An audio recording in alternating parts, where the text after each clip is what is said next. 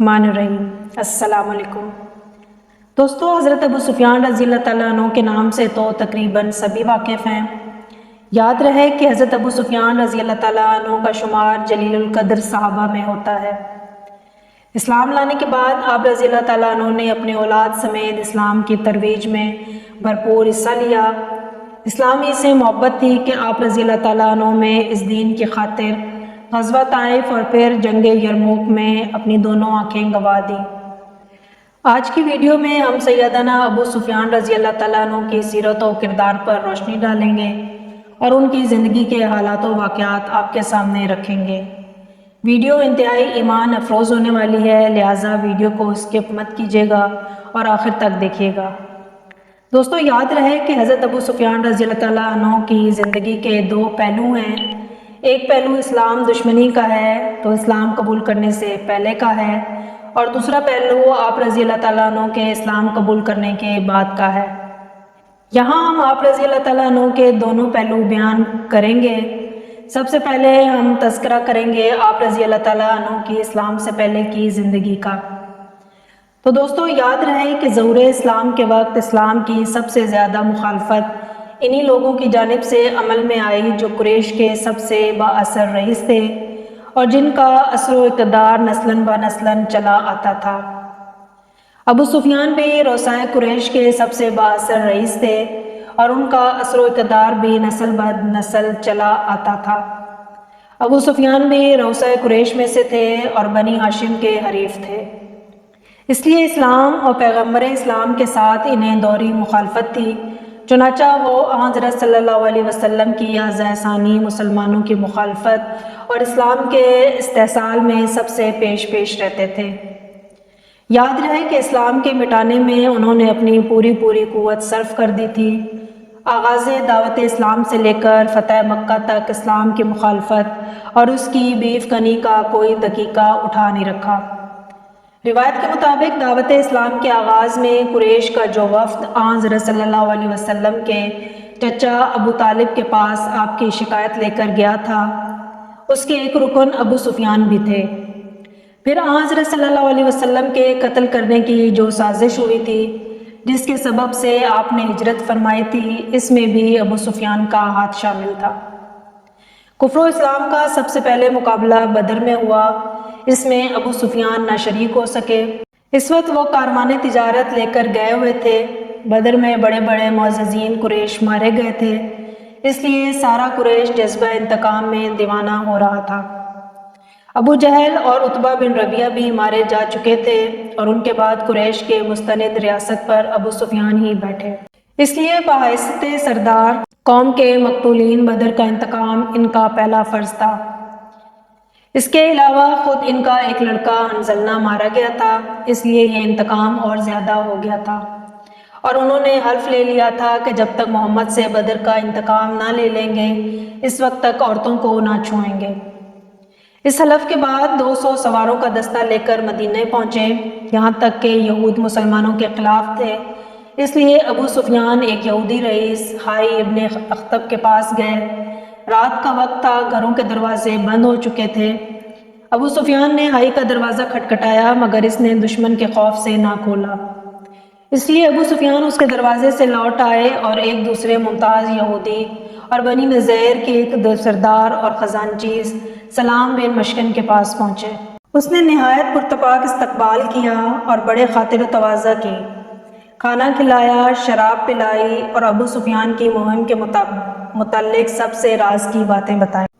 صبح کو ابو سفیان نے مدینے کے قریب عریس پر حملہ کر کے ان کے کھجور کے باغوں کی ٹہنیاں جلا دیں اور ایک انصاری اور ان کے حریف کو قتل کر لوٹ آئے۔ حضرت صلی اللہ علیہ وسلم کو اس کی اطلاع ہوئی تو آپ نے تعاقب کیا اور کرکرات العقد میں پہنچ کر معلوم ہوا کہ ابو سفیان بہت آگے نکل چکا ہے، اس لیے واپس تشریف لے آئے۔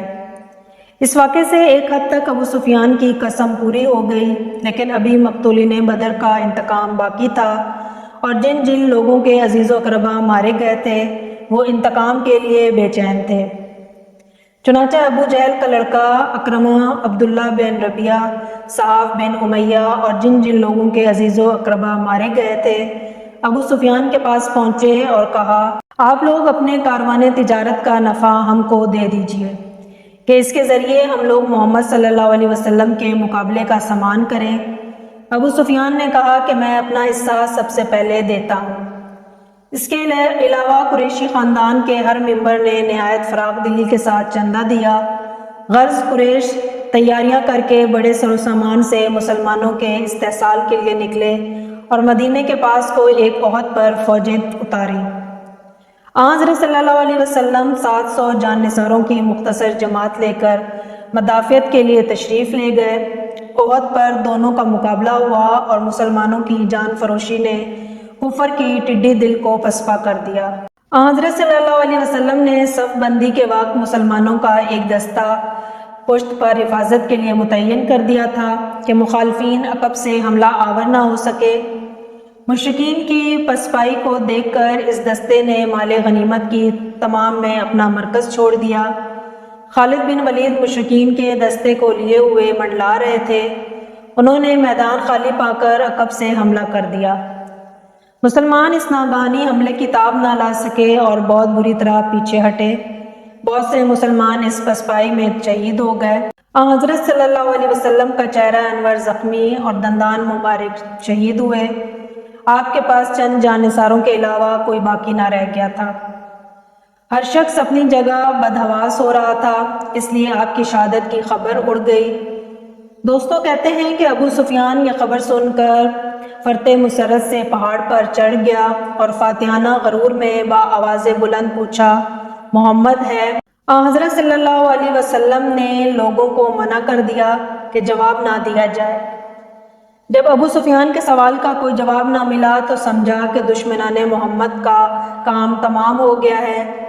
دوسری آواز دی، ابن ابی قحافہ یعنی حضرت ابو بکر صدیق رضی اللہ تعالیٰ عنہ ہے۔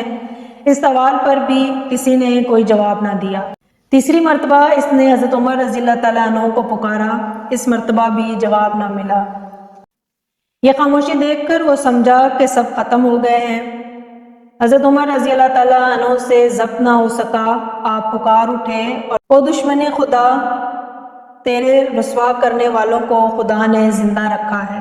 یہ سن کر اس نے حول کی جے پکاری کہ حول بلند رہے۔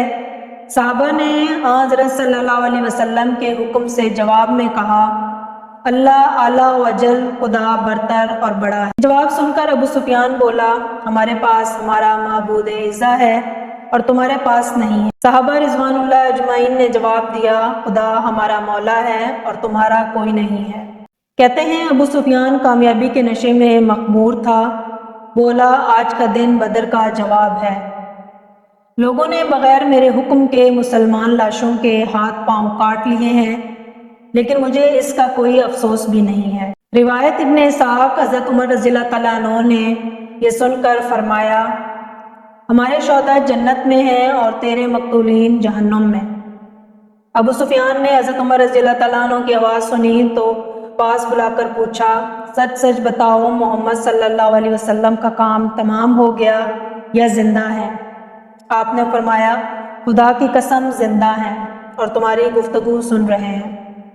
یہ سن کر ابو سفیان نے کہا کہ ابن قمہ نے کہا تھا کہ میں نے محمد کا کام تمام کر دیا ہے، لیکن میں تم کو اس سے زیادہ سچا سمجھتا ہوں۔ دوستو یاد رہے کہ اختتام جنگ کے بعد حضرت صلی اللہ علیہ وسلم نے احتیاطاً قریش کے تعاقب میں 70 آدمی بھیجے تاکہ وہ دوبارہ لوٹ نہ سکیں۔ دوسرے دن خود بنفسہ نفیس مقام ہمراہ اسد تک تعاقب میں تشریف لے گئے۔ آپ کا خطرہ صحیح تھا۔ ابو سفیان یہ خیال کر رہا تھا کہ ابھی مسلمانوں کا پورا استحصال نہیں ہوا ہے۔ بمقام روحہ سے دوبارہ واپسی کا قصد کر رہا تھا کہ اس دوران میں قبیلہ قزا کے رئیس معبد سے جو مسلمانوں کی شکست کی خبر سن کر تصدیق کے لیے آیا تھا اور اب واپس جا رہا تھا۔ ملاقات ہوئی، اس سے ابو سفیان نے اپنا خیال ظاہر کیا۔ اس نے کہا کہ میں ابھی اپنی آنکھوں سے دیکھتا چلا آ رہا ہوں، محمد صلی اللہ علیہ وسلم اس سر و سامان کے ساتھ آ رہے ہیں کہ ان کا مقابلہ سخت دشوار ہے۔ یہ خبر سن کر ابو سفیان نے ارادہ بدل دیا۔ دوستو آپ کو ابو سفیان کی اسلام دشمنی کے بارے میں بتاتے چلے کہ احد کے بعد جب یہودیوں نے مسلمانوں کے خلاف تحریک شروع کی تو ابو سفیان اس میں پوری طرح شامل تھے۔ 5 ہجری میں جب تمام عرب قبائل نے مسلمانوں کے استحصال کے لیے مدینہ پر ہجوم کیا تو قریش بھی ابو سفیان کی قیادت میں جمع ہوئے، لیکن یہ طوفان ہوا کی طرح اڑ گیا۔ یہی متحدہ اجتماع جنگ خندق کے نام سے مشہور ہے۔ 6 ہجری میں جب آن حضرت صلی اللہ علیہ وسلم نے قرب و جوار کے تمام عمرہ اور فرما رواؤں کے نام دعوت اسلام کے خطوط بھیجے تو ایک خط ہرقل کے نام بھی بھیجا۔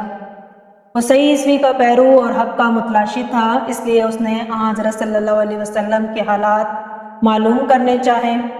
اتفاق سے اس وقت قریش کا کاروباری تجارتی شام آ رہا تھا، اس میں ابو سفیان بھی تھا۔ ہرقل آن حضرت صلی اللہ علیہ وسلم کے حالات دریافت کرنے کے لیے اس قافلے کو بھی علیہ طلب کیا اور تمام اراکین سلطنت کے روبرو ترجمان کے ذریعے سے سوالات شروع کیے۔ سب سے پہلے پوچھا، تم میں کون اس شخص سے زیادہ قریبی تعلق رکھتا ہے جو اپنے آپ کو نبی سمجھتا ہے؟ ابو سفیان نے اپنے آپ کو پیش کیا کہ میں اس کا قریبی ہوں اور عزیز ہوں۔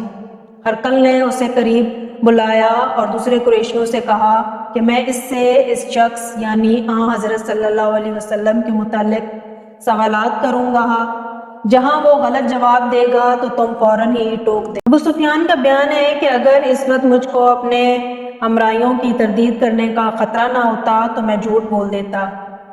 اس اہتمام کے ساتھ سوال و جوابات شروع ہوئے۔ ہرقل، قریش میں اس شخص کا نسب کیسا ہے؟ ابو سفیان، قریش کا عالی نسب آدمی ہے۔ ہرقل، اس سے پہلے تم میں سے کسی نے نبوت کا دعویٰ کیا تھا؟ ابو سفیان، نہیں۔ ہرقل نے کہا، شرفائے معززین اس کے پیرو ہیں یا کمزور و ناتواں؟ ابو سفیان نے جواب دیا، ناتواں اور کمزور۔ پھر ہرقل نے سوال کیا کہ ان کی تعداد بڑھتی جاتی ہے یا گھٹتی؟ ابو سفیان نے جواب دیا کہ بڑھتی جاتی ہے۔ ہرقل، کوئی شخص اس مذہب کو قبول کرنے کے بعد اس سے بیزار ہو کر مرتد بھی ہوتا ہے یا نہیں؟ کبھی اس نے دھوکہ اور فریب دیا؟ کہا، نہیں، البتہ اس دوران میں حال معلوم نہیں۔ دوستو، خود ابو سفیان کا بیان ہے کہ اس سوال کے علاوہ اور کسی نے مجھے اپنی طرف سے ملانے کا موقع نہیں ملا۔ ہرقل، اس شخص سے اور تم لوگوں سے کبھی کوئی جنگ نہیں ہوئی ہے؟ ابو سفیان، ہاں۔ ہرقل، اس کا کیا نتیجہ رہا؟ ابو سفیان، کبھی ہم غالب رہے اور کبھی وہ۔ ہرقل، وہ تم کو کس چیز کا حکم دیتا ہے؟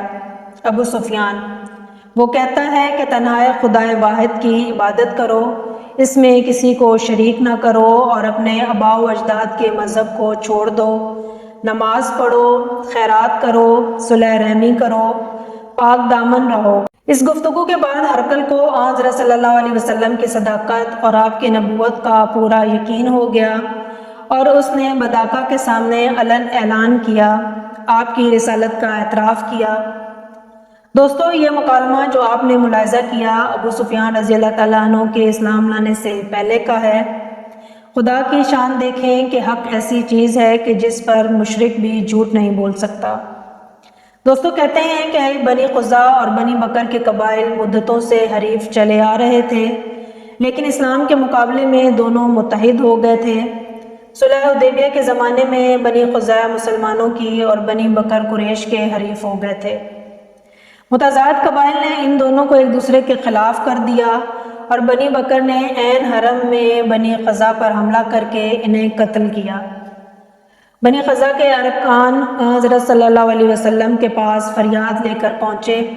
بنی قزا آپ کے حریف تھے، اس لیے صلح حدیبیہ کی روح سے ان پر قریش یا ان کا کوئی حلیف حملہ نہیں کر سکتا تھا۔ چنانچہ حضرت صلی اللہ علیہ وسلم نے قریش کے باعث زمرہ کو یہ پیغام دے کر بھیجا کہ یا بنی قزا کے مقتولین کا خون بہا ادا کیا جائے یا قریش ان کی حمایت سے الگ ہو جائے، ورنہ اعلان کر دیا جائے کہ حدیبیہ کا معاہدہ ٹوٹ گیا ہے۔ یہ شرائط سن کر غضب بن عمر نے کہا کہ ہم کو تیسری صورت منظور ہے۔ زمرہ نے آ کر حضرت صلی اللہ علیہ وسلم کو یہ جواب سنا دیا۔ فرض نہیں ہے کہ یہ جواب تو نہیں دیا، لیکن بعد میں جب قریش نے اس جواب اور اس کے نتائج پر غور کیا تو بہت نادم ہوئے اور اسی وقت ابو سفیان کو حدیبیہ کے معاہدے کی تجدید کے لیے مدینہ بھیجا۔ انہوں نے حضرت صلی اللہ علیہ وسلم کی خدمت میں جا کر کہا کہ ہم حدیبیہ کے موقع پر موجود نہ تھے، اس لیے یہ چاہتے ہیں کہ تم دوبارہ ہمارے سامنے اس معاہدے کی تجدید کرو اور اس کی مدت میں بھی اضافہ کرو۔ آپ صلی اللہ علیہ وسلم نے پوچھا کہ کیا تم مخصوص اسی کے واسطے آئے ہو؟ انہوں نے کہا ہاں۔ فرمایا اس درمیان میں کوئی جدید واقعہ تو نہیں پیش آیا؟ ابو سفیان نے کہا پناہ بخدا، ہم لوگ سابق معاہدے پر قائم ہیں، اس میں کوئی تبدیلی نہیں کی۔ حضرت صلی اللہ علیہ وسلم اصل حقیقت سے واقف تھے، اس لیے تجدید معاہدے پر راضی نہ ہوئے۔ دوستو، یہاں تک تو تذکرہ تھا ابو سفیان رضی اللہ تعالیٰ عنہ کی زندگی کے حالات و واقعات کا جو اسلام سے پہلے کے تھے۔ اب تذکرہ کرتے ہیں فتح مکہ کا، جس دوران آپ رضی اللہ تعالیٰ عنہ نے اسلام قبول فرمایا۔ دوستو، 8 ہجری میں جب حضرت صلی اللہ علیہ وسلم نے تدبیر کعبہ کے لیے مکہ مکرمہ پر فوج کشی کا ارادہ کیا تو وہ اس مخفی رکھنے کا اہتمام کیا، مگر مکہ میں آپ کی آمد کی خبریں پہنچ گئیں۔ اس وقت وہ مشرکین اور قریش جنہوں نے آپ کو نہایت ہی بے کسی کی حالت میں اس مقدس سے جلا وطن کیا تھا، اپنے انجام سے بہت گھبرائے کہ اب اسلام کے سیلاب کو روکنا ان کے بس سے باہر ہو چکا تھا۔ حضرت صلی اللہ علیہ وسلم نے مکہ کے قریب پہنچ کر مرز زہران میں قیام فرمایا۔ ابو سفیان، حکیم بن حزان اور بدیل بن ورقہ تحقیقات کے لیے نکلے تھے تو دوسرے دن دیکھا کہ مرز زہران کا میدان رات کی تاریکی میں روشنی کی کثرت سے وادی یمن بنا ہوا تھا۔ ابو سفیان نے کہا کہ یہاں عرفہ جیسی روشنی کیسی ہو رہی ہے؟ بدیل نے کہا کہ بنی عمر آگ روشن کیے ہوئے ہے۔ ابو سفیان نے اعتراض کیا کہ ان کی تعداد اتنی کہاں ہے؟ وہ قریش نے مسلمانوں پر بڑے ستم آرائیاں کی تھیں، پھر بھی وہ رسول اللہ صلی اللہ علیہ وسلم اور اکابر صحابہ کے ہم خاندان تھے اور ان میں ان کے عزیز و اقربا بھی موجود تھے۔ اس لیے حضرت عباس کے دل میں خیال آیا کہ اگر حضرت صلی اللہ علیہ وسلم مکہ میں داخل ہو گئے اور قریش نے پہلے سے جان و مال کی امان نہ لی تو سب تباہ ہو جائیں گے۔ چنانچہ وہ اس تلاش میں نکلے کہ اگر مکہ جانے والا کوئی آدمی مل جائے تو اس کی زبانی قریش سے کہہ بھیجیں کہ رسول اللہ صلی اللہ علیہ وسلم مرز زہران تک پہنچ چکے ہیں اور وہ لوگ آ کر جان بخشی کرا لیں۔ اتفاق سے حضرت عباس رضی اللہ تعالیٰ عنہ اسی سمت گئے جدھر ابو سفیان اور بدیل تھے۔ ابو سفیان کی آواز سن کر حضرت عباس رضی اللہ تعالیٰ عنہ نے اس کو پکارا۔ اس نے آواز پہچان کر کہا ابو الفضل۔ حضرت عباس نے فرمایا ہاں میں ہوں۔ ابو سفیان بولا میرے ماں باپ فدا، تم یہاں کہاں؟ فرمایا یا رسول اللہ صلی اللہ علیہ وسلم اور مسلمان آ گئے۔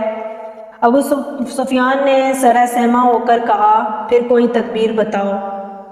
حضرت عباس نے ان کے ساتھیوں کو لوٹا دیا اور انہیں عفو تقصیر کے لیے اپنے ساتھ سوار کر کے رسول اللہ صلی اللہ علیہ وسلم کی خدمت میں چلے۔ حضرت عباس ابو سفیان کو لے چلے مگر وہ اشتہاری مجرم تھا اور تمام مسلمان اس سے خار کھاتے تھے۔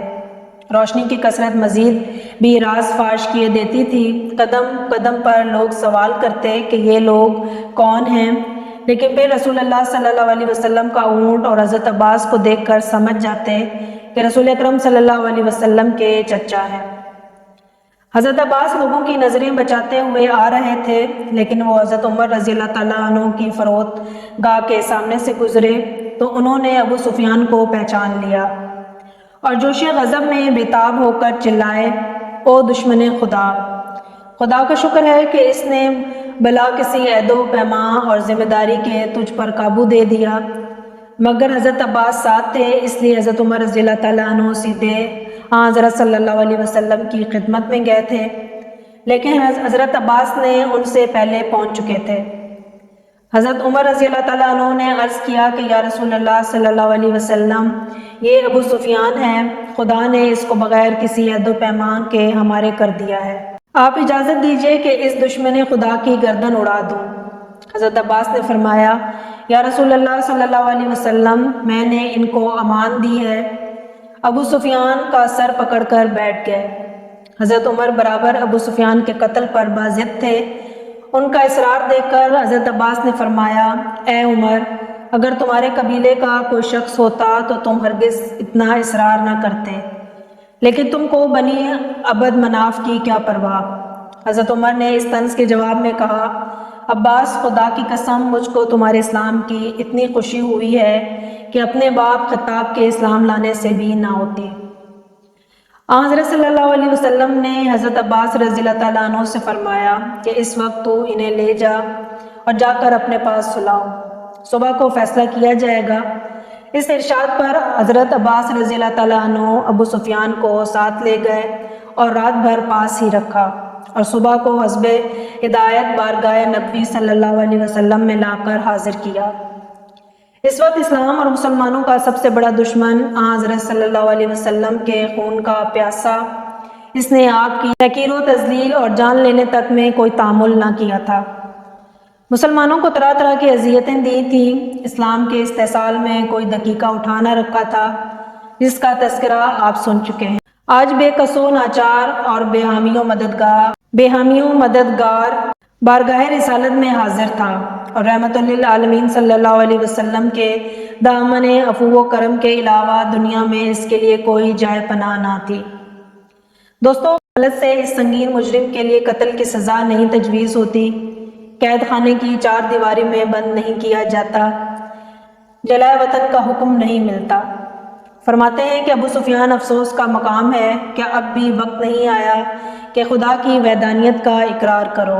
اس سوال پر وہ زبان جو معلوم نہیں کتنی مرتبہ رسول اکرم صلی اللہ علیہ وسلم کے دل پر تیر نشتر لگا چکی تھی، یوں گویا ہوتی ہے، میرے ماں باپ آپ پر فدا، آپ کتنے بڑے اور شریف اور کتنے بڑے صلح رحمی کرنے والے ہیں۔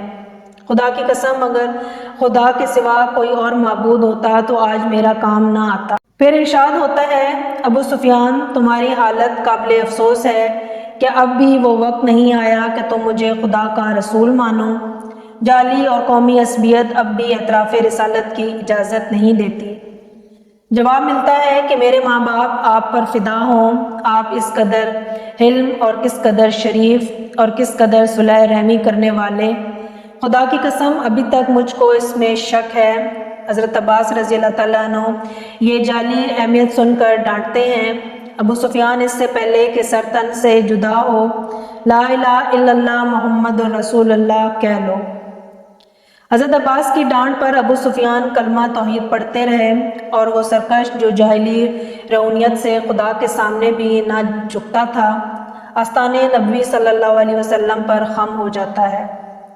اور حضرت صلی اللہ علیہ وسلم نے نہ صرف ابو سفیان کی جان بخشی کا اعلان فرماتے ہیں، بلکہ ان کے اس گھر کو جس میں بارہا مسلمانوں کے خلاف سازشیں ہو چکی تھیں، رسول اللہ صلی اللہ علیہ وسلم کے قتل کے مشورے ہو چکے تھے، اس گھر کو بیت الامن قرار دیتے ہیں۔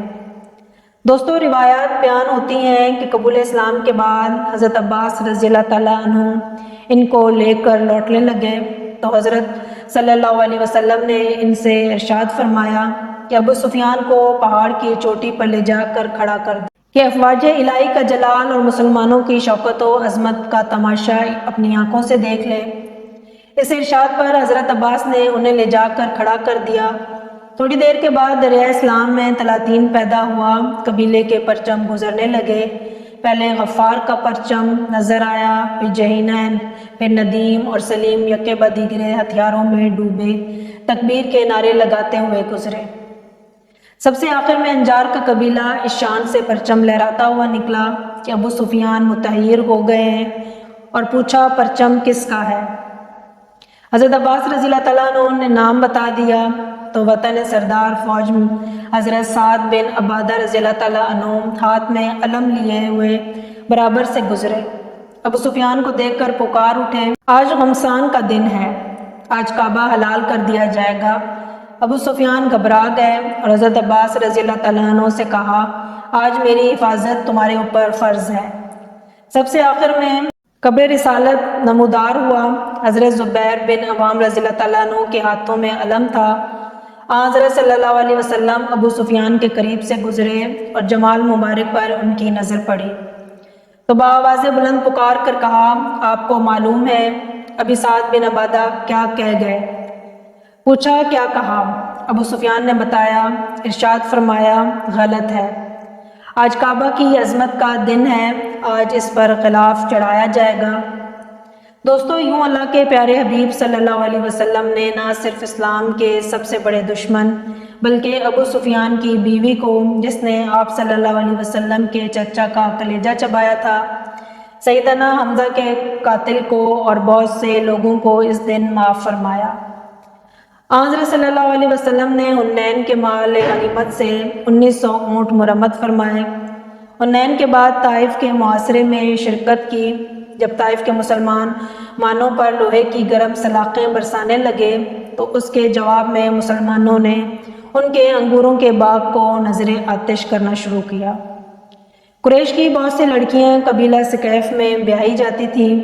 خود ابو سفیان کی لڑکی بھی آمنہ اور عروہ بن مسعود ثقفی کی عقد میں تھی، اس لیے ابو سفیان اور مغیرہ بن شعبہ ثقیف سے گفتگو کے لیے گئے تھے۔ جنگ چھڑی ہوئی تھی، اس لیے عورتوں نے گرفتاری کے خوف سے ملنے سے انکار کر دیا۔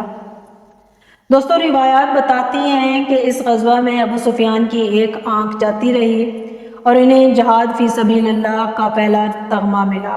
روایات میں آتا ہے کہ حضرت عمر رضی اللہ تعالیٰ عنہ کے عہد خلافت میں شام کی فوج کشی میں حضرت ابو سفیان رضی اللہ تعالیٰ عنہ اپنے پورے کنبے کو لے کر شریک ہوئے۔ یرموک کی جنگ میں انہوں نے بڑا نمایاں حصہ لیا۔ جو مسلمانوں پر رومیوں کا ریلا زیادہ ہوا تو ابو سفیان بارگاہ الہی میں فتح نصرت کی دعا کرتے تھے اور مسلمانوں کو ابھار کر چلے جاتے تھے اور دعا فرما رہے تھے کہ خدایا، آج کا دن تیرا دن ہے، اپنے عاجز بندوں کی مدد فرما۔ روایات کے مطابق اس غزوہ میں ابو سفیان کی دوسری آنکھ بھی جاتی رہی اور وہ خدا کی راہ میں جہاد کرتے ہوئے ظاہری بینائی سے بھی دور ہو گئے۔ جہاں تک آپ کی وفات کا معاملہ ہے تو حضرت عثمان رضی اللہ تعالیٰ عنہ کے عہد خلافت میں 34 ہجری بمطابق 640 عیسوی میں وفات پائی۔ اس وقت آپ کی 88 سال کی عمر تھی۔ حضرت عثمان رضی اللہ تعالیٰ عنہ نے نماز جنازہ پڑھائی۔ بعض روایتوں کے مطابق خود امیر معاویہ رضی اللہ تعالیٰ عنہ نے نماز جنازہ پڑھائی۔ دوستو، حضرت ابو سفیان رضی اللہ تعالیٰ عنہ کے بارے میں کچھ لوگ نفرت انگیز روایات اور واقعات بیان کرتے ہیں جو سب بے بنیاد ہیں۔ آپ رضی اللہ تعالیٰ عنہ کی زندگی کا تذکرہ آپ نے ملاحظہ کیا۔ آپ نے جہاد فی سبیل اللہ میں اپنی دونوں آنکھیں قربان کر دیں۔ اگر ان کے دل میں اسلام کے لیے کوئی بغض ہوتا تو وہ کبھی جہاد میں شریک نہ ہوتے اور اپنی آنکھیں قربان نہ کرتے۔ اللہ رب العزت سے دعا ہے کہ اللہ پاک ان کی قبر کو منور فرمائے اور ان کے درجات کو مزید بلند فرمائے، آمین۔ تو دوستو، یہ تھی ہماری آج کی ویڈیو۔ امید کرتے ہیں کہ آپ کو پسند آئی ہوگی۔ آج کی ویڈیو میں بس اتنا ہی، ملیں گے کل پھر انشاءاللہ۔ تب تک کے لیے اجازت دیجیے، اللہ حافظ۔